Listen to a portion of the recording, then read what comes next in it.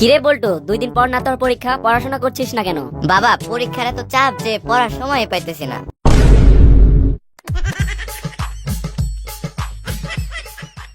কিরে বল্টু, কি হয়েছে তোর? স্কুলে স্যার মারছে। কেন, পড়া পারিসনি? পেরেছিলাম তো। তাহলে তোকে মারলো কেন? স্যার আমাকে প্রশ্ন করলো 5 আর 2 কত হয়। আমি প্রশ্নের উত্তর দিলাম 7 হয়। এরপর স্যার জিজ্ঞেস করলো বলতো 4 আর 3 যোগ করলে কত হয়। আরে গাধা, একই তো উত্তর হবে। বাবা, আমিও তো স্যারকে ঠিক একই কথা বলেছিলাম।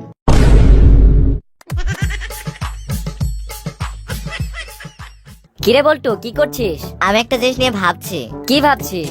বাবা, তুমি জানো ছোটবেলায় অঙ্কে কত পেয়েছিলে? ও এই কথা, 100-তে হয়তো 0-0 পেয়েছিলাম। কেন বলতো? না, তাই ভাবছি ইতিহাস কিভাবে ঘুরে ফিরে আসে।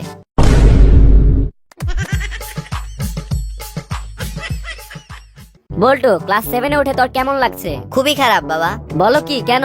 ক্লাস 7-এই তো আমি আমার জীবনের সেরা 3টি বছর কাটিয়েছি।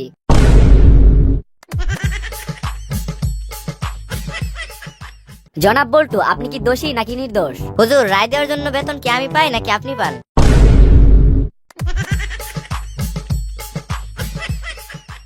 জনাব বল্টু, আপনি পকেট মারতে গিয়ে ধরা পড়েছেন। আপনার দোষ স্বীকার করতে কোনো অসুবিধা আছে? আমি নিরপরাধ হুজুর, ধরা পড়ার জন্য আমি দায়ী নই। মানে? হুজুর, লোকটার পকেট এত ছোট ছিল যে হাতটা ঢুকিয়ে আর বের করতে পারিনি।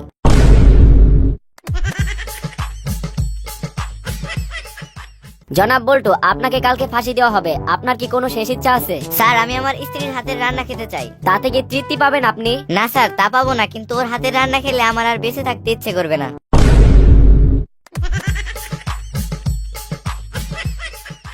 জনাব বল্টু, আপনার বাসা থেকে নকল টাকা পাওয়া গিয়েছে। আপনি নকল টাকা বানিয়েছেন কেন? হুজুর, আমি আসল টাকা বানাতে শিখি না, এর জন্য।